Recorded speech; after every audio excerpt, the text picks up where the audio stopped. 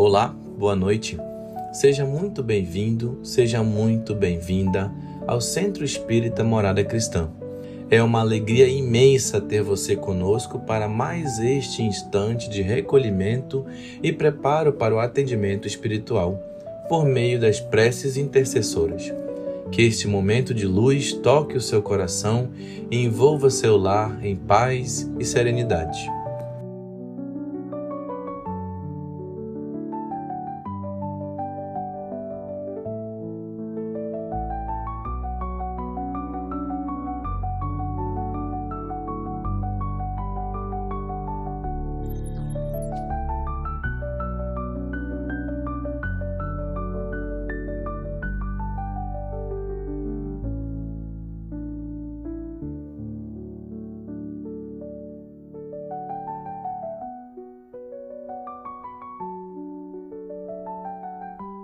Aproveite esse tempo e coloque ao seu lado sua garrafa ou copo de água, com fé e confiança, para que ela seja fluidificada de acordo com as suas necessidades.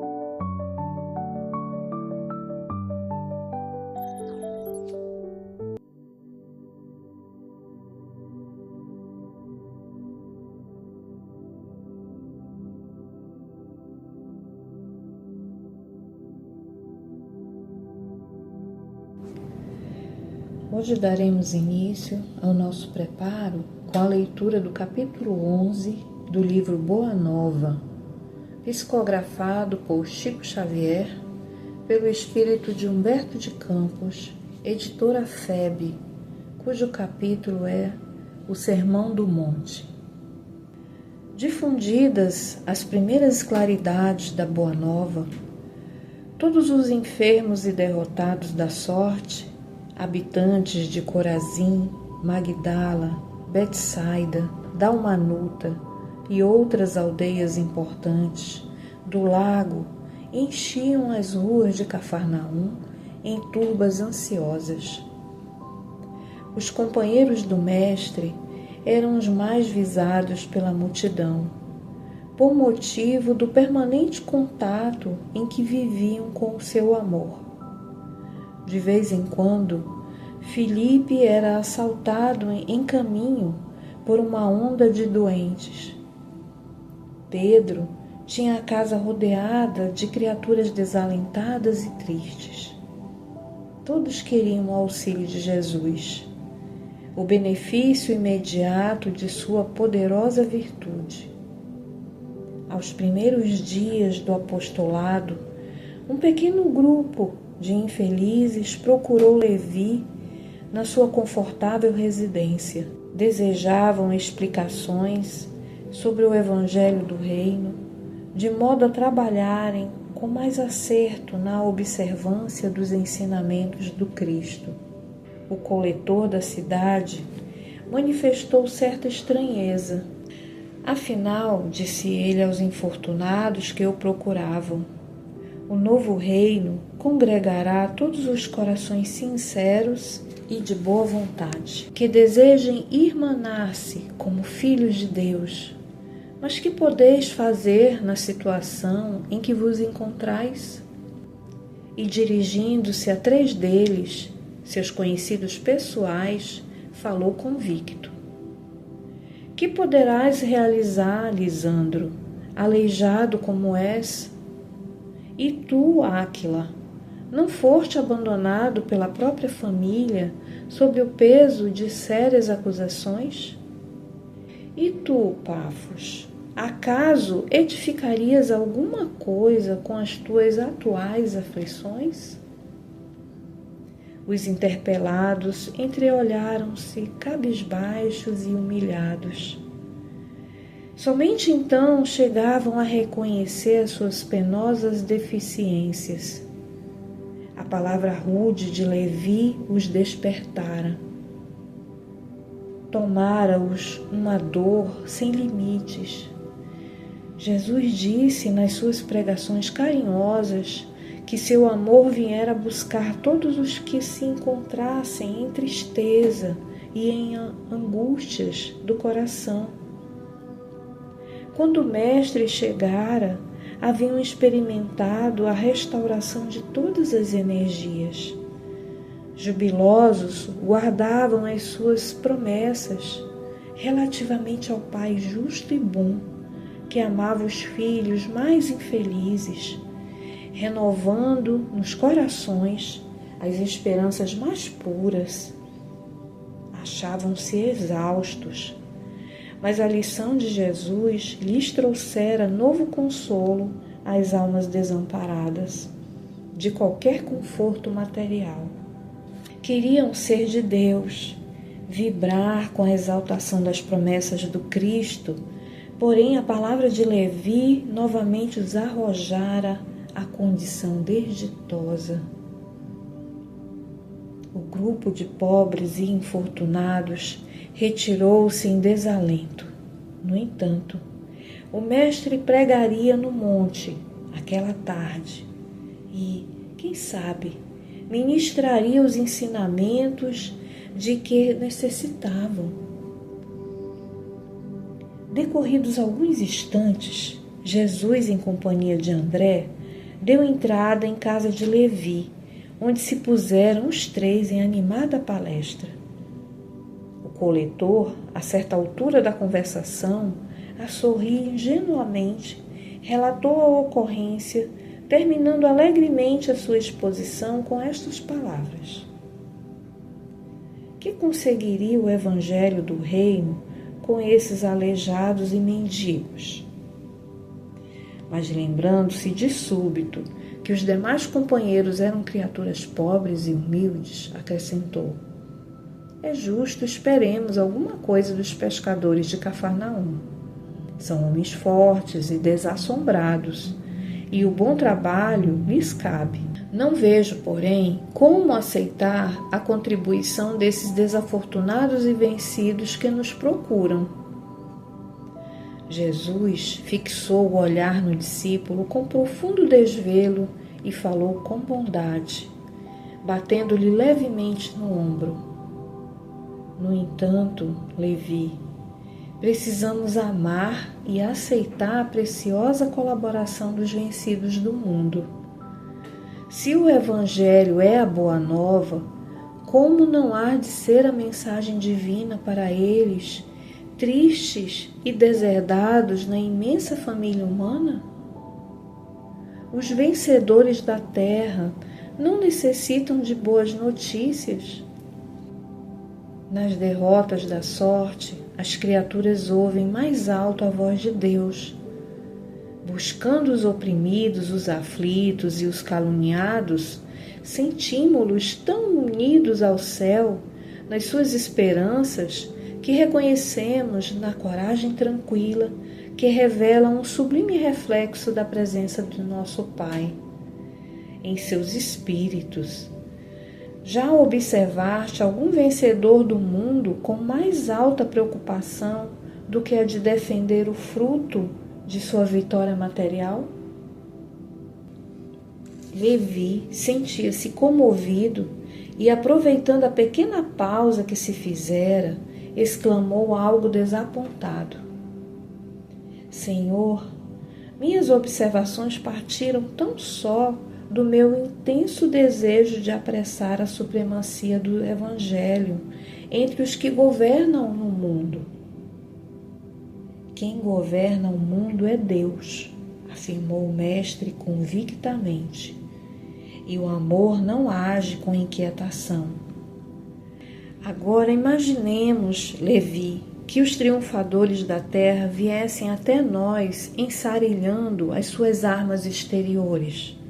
Figuremos alguns generais romanos chegando a Cafarnaum com os seus troféus numerosos e sangrentos, afirmando-se desejosos de aceitar o evangelho do reino de Deus e oferecendo-se para cooperar em nosso esforço. Certamente, trariam consigo legiões de guardas e soldados, funcionários e escribas, carros de triunfos, espadas e prisioneiros. Começariam protestando contra nossas pregações pelas estradas desataviadas da natureza, por não estarem no íntimo desarmados das vaidades das vitórias. Edificariam suntuosos templos de pedra, em cuja construção lutariam duramente por hegemonias inferiores. Uns desejariam palácios soberbos, outros empreenderiam a construção dos jardins maravilhosos. Recordando a ação das espadas mortíferas, talvez pretendessem disputar a ferro e fogo o estabelecimento do reino de Deus, exterminando-se reciprocamente, por não cederem uns aos outros em seus pontos de vista, desde que cada vencedor se julga no mundo com maior soma de direitos e de importância. A pretexto de lutarem em nome do céu, espalhariam possivelmente incêndios e devastações em toda a terra. E seria justo, Levi, trabalhássemos por cumprir a vontade do nosso Pai, aniquilando seus filhos, nossos irmãos? O apóstolo o ouvia assombrado, em face da profundeza de sua argumentação. O mestre continuou: até que a esponja do tempo absorva as imperfeições terrestres, diante de séculos de experiência necessária, os triunfadores do mundo são pobres seres que caminham por entre tenebrosos abismos. É imprescindível, pois, atentemos na alma, branda e humilde dos vencidos. Para os seus corações, Deus careia bênçãos de infinita bondade. Esses quebraram os elos mais fortes que os acorrentavam às ilusões e marcham para o infinito do amor e da sabedoria. O leito de dor, a exclusão de todas as facilidades da vida, a incompreensão dos mais amados, as chagas e as cicatrizes do espírito, são luzes que Deus acende na noite sombria das criaturas. Levi, é necessário amemos intensamente os desafortunados do mundo. Suas almas são a terra fecundada pelo adubo das lágrimas e das esperanças mais ardentes, onde as sementes do Evangelho desabrocharão para a luz da vida. Eles sairiam das convenções nefastas e dos enganos do caminho terrestre e bendizem do nosso Pai, como sentenciados que experimentassem no primeiro dia de liberdade o clarão reconfortante do sol amigo e radioso que os seus corações haviam perdido. É também sobre os vencidos da sorte, sobre os que suspiram por um ideal mais santo e mais puro do que as vitórias fáceis da terra, que o Evangelho assentará suas bases divinas. André e Levi escutavam de olhos úmidos os conceitos do Senhor, cheios de sublimada emoção. Nesse íntere, chegaram Tiago, João e Pedro, e todo o grupo se dirigiu alegre para um dos montes próximos. O crepúsculo descia num deslumbramento de ouro e brisas cariciosas. Ao longo de toda a encosta, acotovelava-se a turba imensa. Muitas centenas de criaturas se aglomeravam ali, a fim de ouvirem a palavra do Senhor, dentro da paisagem que se aurelava dos brilhos singulares de todo o horizonte pincelado de luz. Eram velhinhos trêmulos, lavradores simples e generosos, mulheres do povo agarradas aos filhinhos. Entre os mais fortes e sadios, viam-se cegos e crianças doentes, homens maltrapilhos, exibindo as verminas que lhes corroíam as mãos e os pés. Todos se comprimiam ofegantes.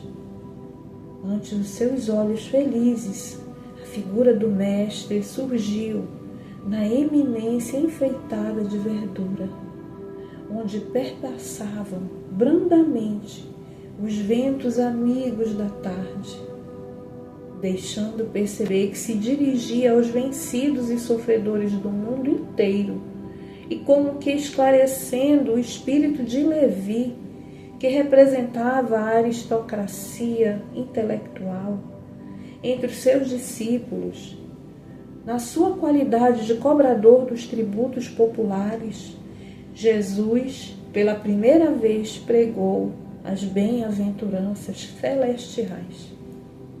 Sua voz caía como um bálsamo eterno sobre os corações desditosos. Bem-aventurados os pobres e os aflitos. Bem-aventurados os sedentos de justiça e misericórdia.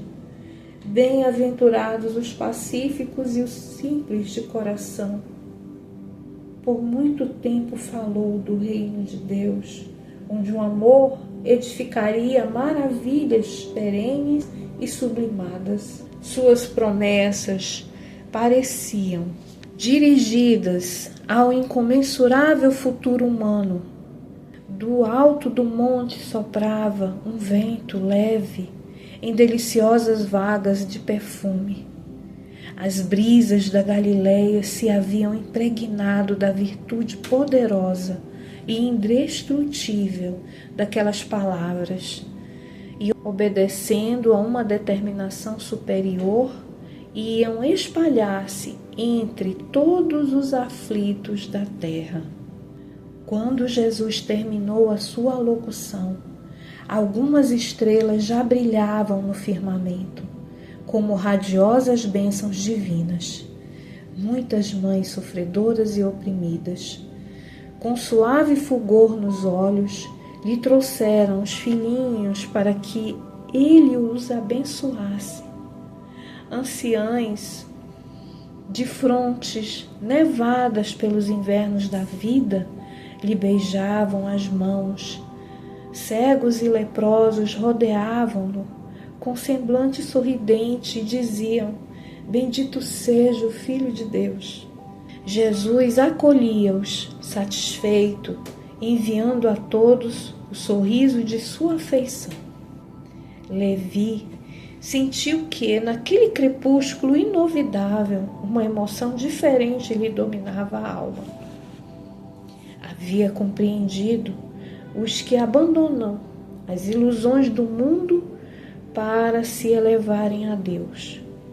Observando as filas dos humildes populares que se retiravam, tomados de imenso conforto, o discípulo percebeu que os pobres amigos que o visitaram à tarde desciam o monte, abraçados, com uma expressão de grande ventura, como se os animasse um júbilo sem limite. O coletor de Cafarnaum aproximou-se e os saudou transbordante de alegria, compreendendo que o ensino do Mestre, em toda a sua luz, abrangia o porvir infinito do mundo. Grande esperança e indefinível paz lhe haviam penetrado o âmago do ser. No dia imediato, o ex-publicano abriu suas portas a todos os convivas daquele crepúsculo memorável. Jesus participou da festa, partiu o pão e se alegrou com eles. E quando Levi abraçou o aleijado Lisandro, com a sinceridade de sua alma fiel, o mestre o contemplou enternecido e disse: Levi, meu coração se rejubila hoje contigo, porque são também bem-aventurados todos os que ouvem e compreendem a palavra de Deus. Assim seja.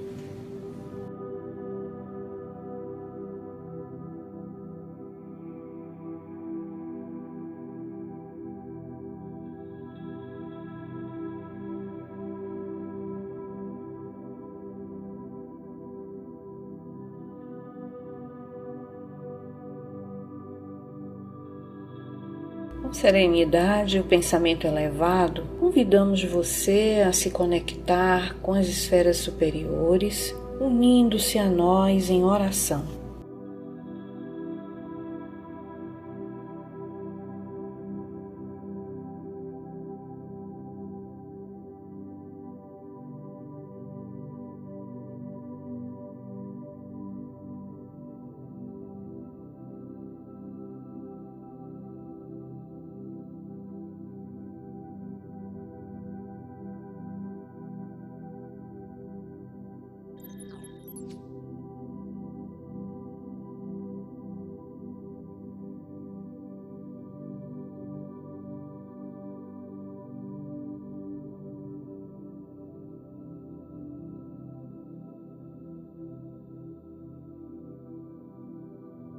Agora vamos fazer a prece intitulada Prece por Entendimento, ditada pelo Espírito Emmanuel, psicografia de Francisco Cândido Xavier, que está no livro Paciência e foi publicada pela editora Céu, que diz assim: Senhor Jesus, auxilia-nos a compreender mais, a fim de que possamos servir melhor, já que somente assim as bênçãos que nos concedes podem fluir através de nós, em nosso apoio e em favor de todos aqueles que nos compartilham a existência.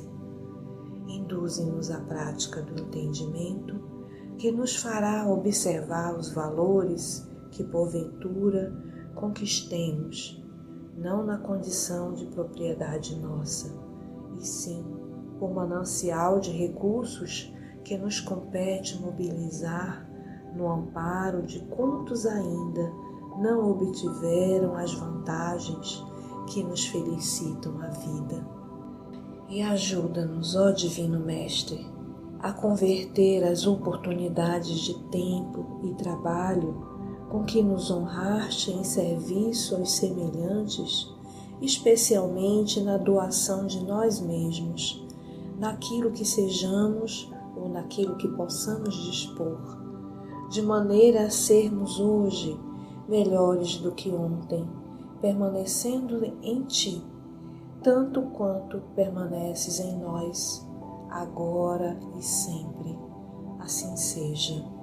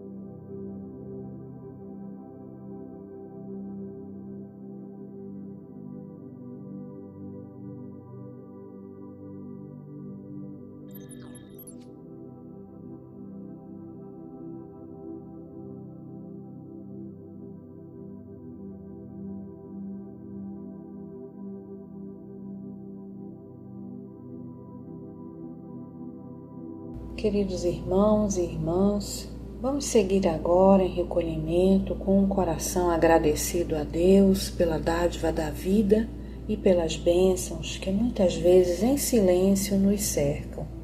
Este é um momento de oração e profunda reflexão, à luz da mensagem que recebemos. Pense, que transformações podemos fazer para nos aproximarmos dos ensinamentos do Cristo? Agora, você está convidado a fazer uma prece por você, seus entes queridos e por aqueles que precisam de auxílio. Aproveite este instante para harmonizar-se. Entregue-se com confiança à oração sincera, à escuta interior e à luz divina que o envolve neste momento. Se terminar sua prece antes do encerramento desta harmonização, permaneça relaxado, permitindo que essa melodia suave envolva você nos melhores sentimentos.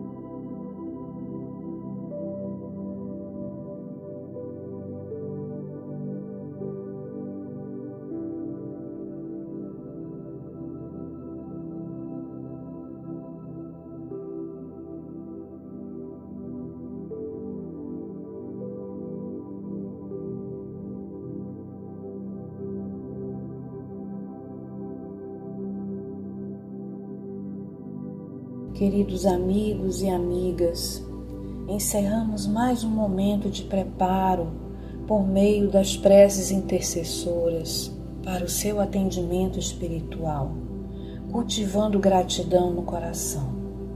Que Jesus e os benfeitores espirituais nos amparem, nos inspirem e nos ajudem a fortalecer a nossa fé. Que sejamos guiados pela serenidade, resignação e disposição sincera de nos melhorarmos. Que tenhamos coragem para mudar e sabedoria para reconhecer o que deve ser mudado. Se Deus assim permitir, nos encontraremos novamente na próxima segunda-feira. Que a sua semana seja iluminada por pensamentos elevados, sentimentos de amor e fraternidade. Receba o nosso abraço carinhoso e fique com o amor de Deus em seu coração. Até breve.